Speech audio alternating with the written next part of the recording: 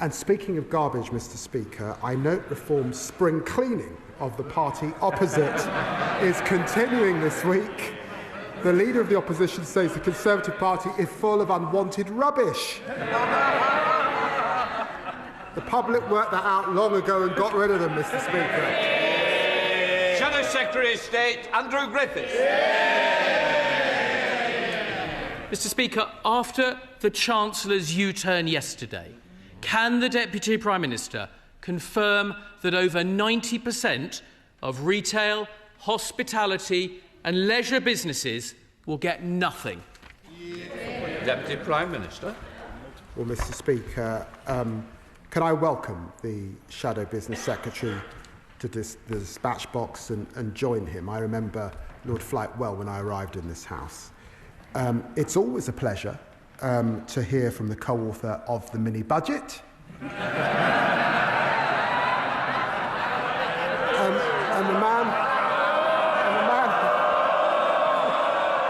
the man who said that Liz Truss has the best plan to deliver for voters. Remember that? Of course, all of us want to see our pubs in good health and to support hospitality. That's why the Chancellor announced a £4 billion package of support. But yesterday, in addition, business rates for pubs and music venues will be cut by 15% this year and frozen for the next 2 years, and will review the methodology for valuing pubs in the future. I must say that contrasts with the party opposite, who of course saw 7,000 pubs close under their watch. Griffiths.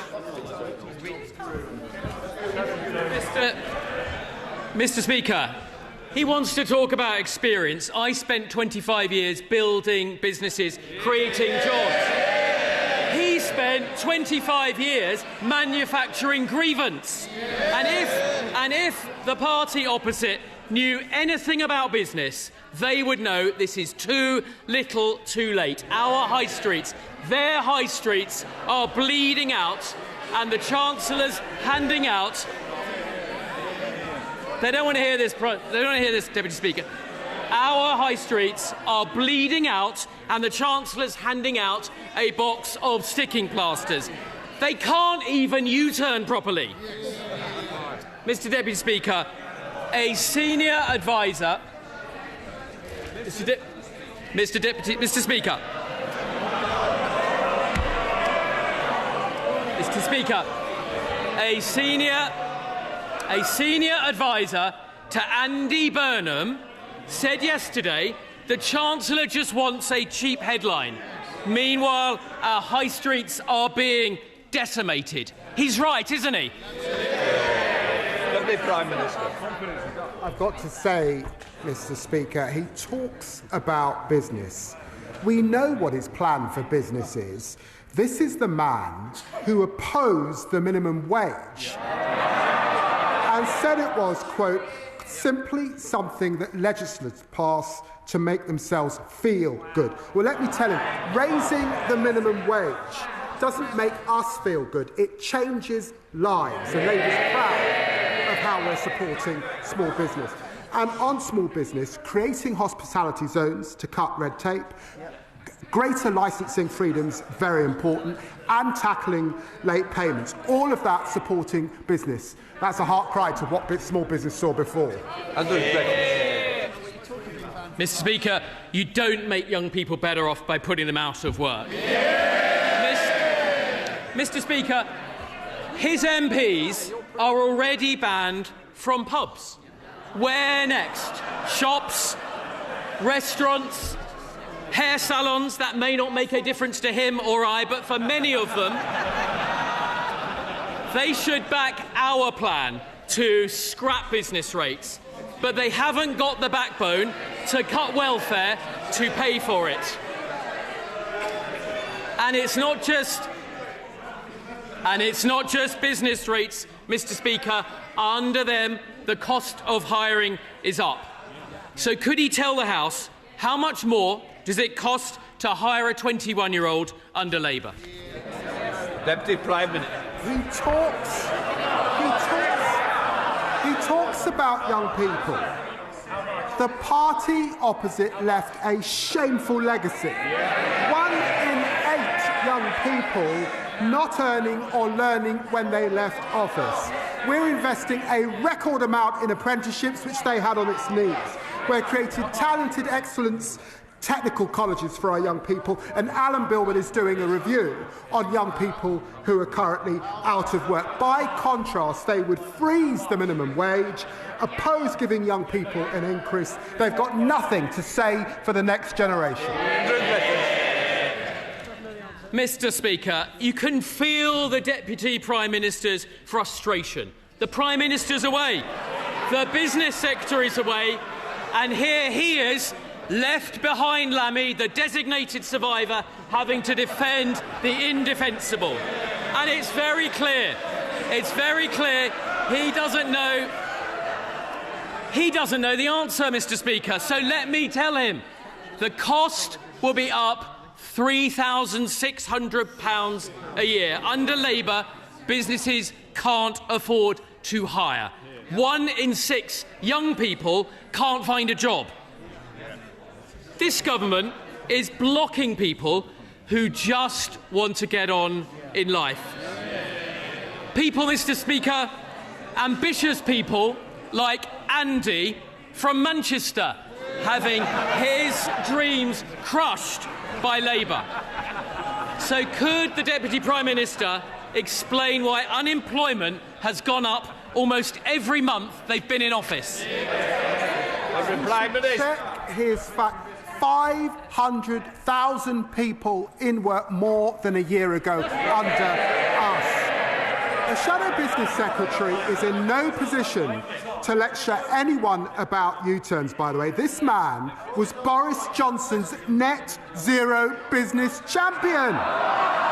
Now he opposes the renewable investment, creating jobs and opportunities right across the country. Andrew Griffiths. Mr. Speaker, the thing he didn't want to say is that every Labour government leaves office with unemployment higher than when they arrived. And there's a reason for that. They don't understand what it takes to be an employer. They don't understand business. They're strangling business with their red tape, and they're about to make things infinitely worse. So will he tell us his government's own estimate of the cost to business of the Unemployment Act? Deputy Prime Minister. I'm going to take no lectures from you on business. My father was run out of business under the Thatcher government. I know what it's like to grow up under a Tory government. And whilst we're talking about it, 26 Tory MPs and counting have already defected to reform, and now they're all counting down, Mr. Speaker, because today is 100 days until the Tory transfer window slams shut. It's going to be the longest and most disloyal transfer saga since Sol Campbell left Spurs.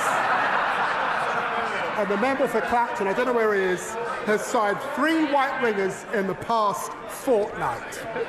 Andrew Griffiths. Thank you. I don't know what's in his head, Mr. Speaker. It's our party that is getting stronger, and overnight,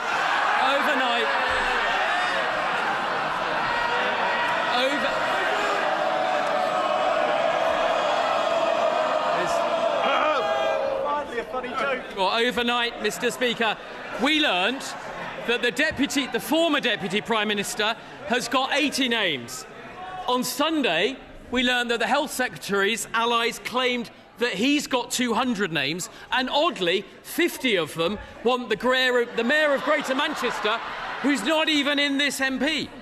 Mr. Speaker, they're supposed to be running the country, and once again, small businesses across this country will see that he didn't answer the question. So I'll tell him, £1 billion a year. That is the burden to businesses of their bill. So there we have it, Mr. Speaker. They've no answers for small business. There's no relief coming. They don't care about high streets. They don't care about hotels, restaurants, farmers, or young people?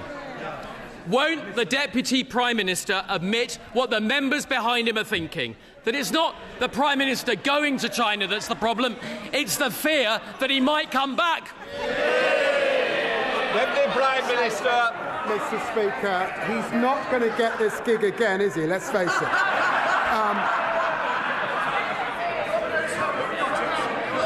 Mr. Speaker, I've set out our position very clearly. This was the week when the leader of the opposition told Desert Islanders that Britain needs to learn to queue again. And Tory MPs have taken her quite literally. They're lining up outside the member for Clacton's office while they squabble about the damage that they did to our country. Labour this week is capping ground rents, cutting the cost of living and rebuilding our public services. That's the difference a Labour government makes, and there's much more to come.